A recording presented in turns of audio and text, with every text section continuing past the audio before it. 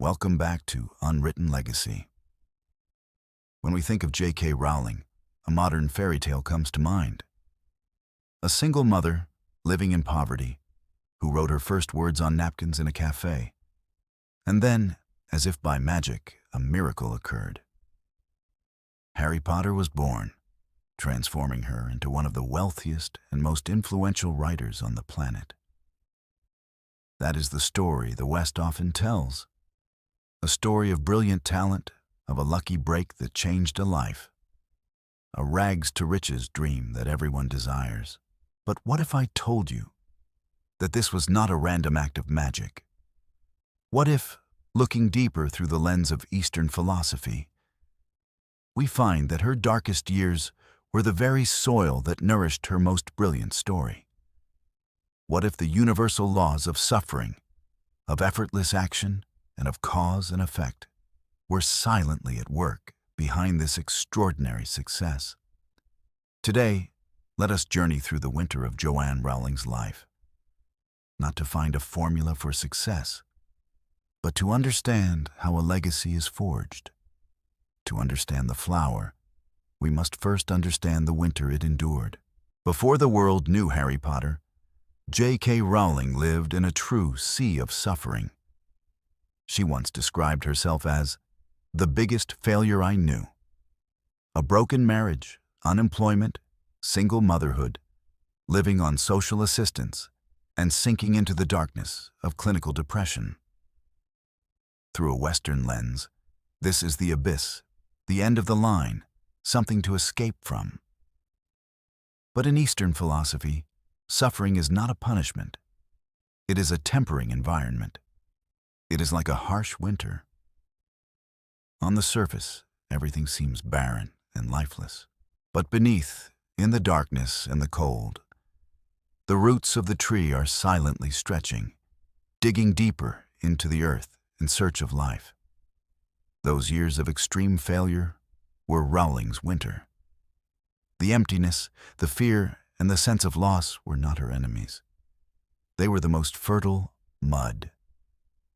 It was in the darkness of her depression that she conceived the Dementors of Azkaban, a perfect metaphor for despair.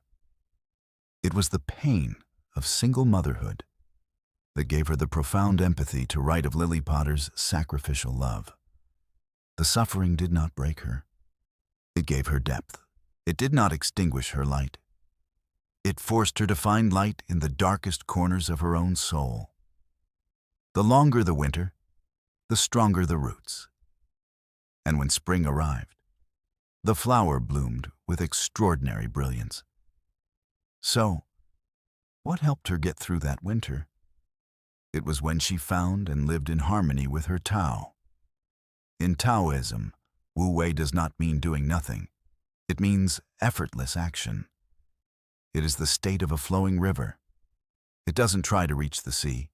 It simply flows according to its own nature. When J.K. Rowling wrote Harry Potter, she was in the purest state of Wu Wei. She didn't write to become famous. She didn't write to make money, because at the time, that prospect seemed impossible. She wrote because the story of the orphaned boy wizard had attacked her on a train. It lived in her mind and demanded to be told. She wrote on napkins, in small cafes, seizing every moment while her daughter slept. This was not the action of someone trying to succeed. It was the action of a flowing river. She was simply living her talent, her purest passion, following the call from deep within. She was no longer Joanne trying to write a book. She was simply a storyteller, telling her story. When you act in accordance with your Tao, you no longer worry about the outcome. You are simply immersed in the process. And it was that purity that created a work with soul, one that touched millions of hearts. The world saw Rowling's success as a big bang. But through the lens of karma, it was not an explosion, but the harvest of a garden that had been cultivated in silence for many years. The cause she planted was not just the Harry Potter manuscript. The cause was a love of literature and mythology from the time she was a little girl. The cause was an obsession with detail.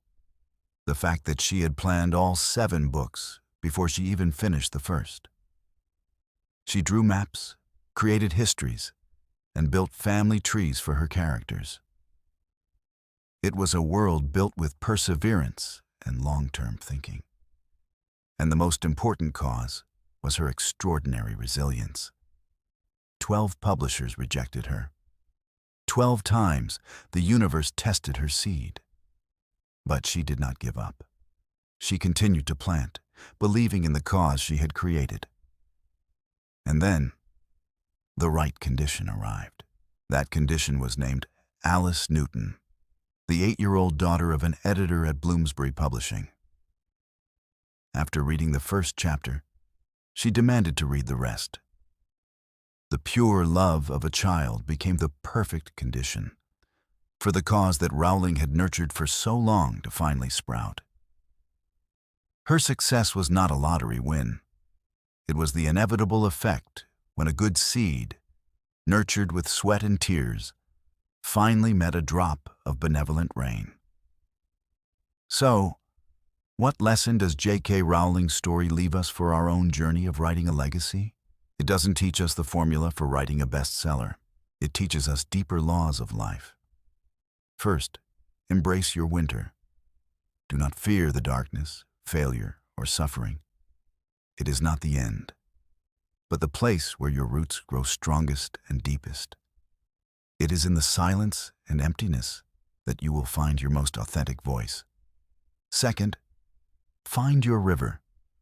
What makes you act without trying? What passion makes you lose track of time and outcomes? That is your Tao. Live in harmony with it and trust your own flow. Third, patiently plant your seeds. A legacy is not built in a day. It is created from countless small, persistent actions over many years. Just focus on planting good causes and trust that the right condition will arrive at the most opportune time. The life of J.K. Rowling is a perfect testament to the yin-yang circle. It was from the yin of despair that the yang of creativity was born. Her great legacy was not written in spite of the darkness, but because of it. And perhaps your unwritten legacy is also waiting to be forged in your own trials. Thank you for listening.